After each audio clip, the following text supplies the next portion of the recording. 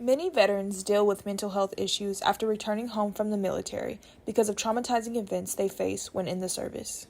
On my paperwork, it says I'm 30% PTSD. I think that has to do with me going up across the sea and serving. I was in Korea for about a year, maybe a little longer. Dealt with a lot of loss being in the military and like back to back. And my thing being a female, being in the military, and I was suffering pregnancy losses. So that was a big thing for me. And a lot of them were back to back to back. And then having children that you thought you were going to have, and then saying no. And I still wasn't considering even like my mental health because I was saying I have my faith. According to a veterans recovery website named Heroes Mile, about 17% of veterans who served in active combat report symptoms of PTSD, and that changes the way the veteran once thought. It's hard for me to be around people because I don't know what they're thinking. At least in the military, we're all structured kind of the same way. I can tell that you're about to fight me or something bad is about to happen because I'm trained to watch my surroundings.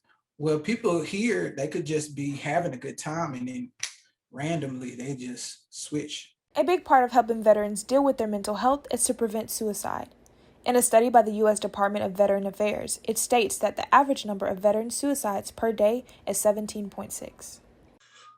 But the suicide prevention is like my biggest thing because of how many that I knew about, from either being underneath of me or being in the same unit or not even in the same unit, but in the same building type of thing, finding out that it happened.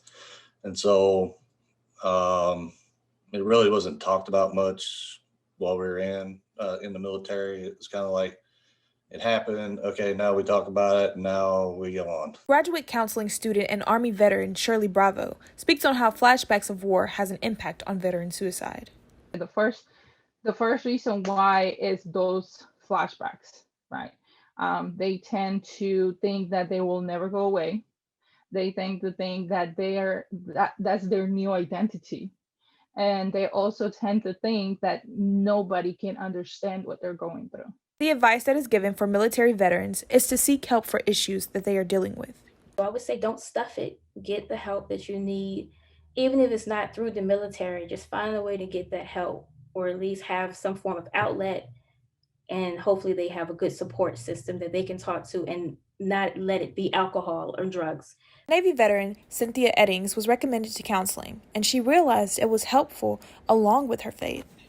My thing for me was my faith, but my primary doctor recommended, hey, I see that you've gone through a lot of loss lately. Have you thought of seeking help? I said, no, not really. I have a support system. I have my faith, but it can't hurt. And that actually turned out to be a really good thing. Places to seek help on campus is said to be beneficial, but students feel that there are not many places on campus for veteran students to go, and now with the student-veteran organization being dissolved, it's more limited.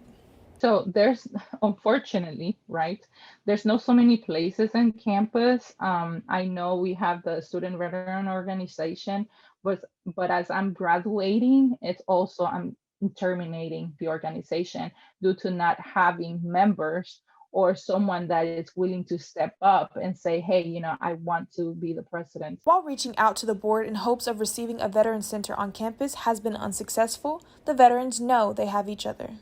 We did try. Also, there's some difficulties with the board and higher ups that they're not willing to provide us with a veteran center for us to have a space for veterans to come to the university and have their own space and be greeted by other veterans.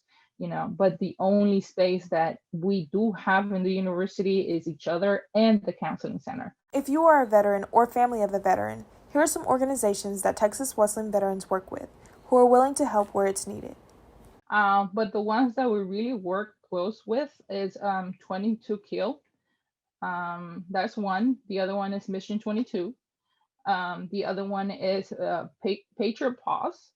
And then the other one that we worked with, but it wasn't in attendance in our event, It's a Wounded Warrior Project. This is Tatiana Giddings for Rambler TV.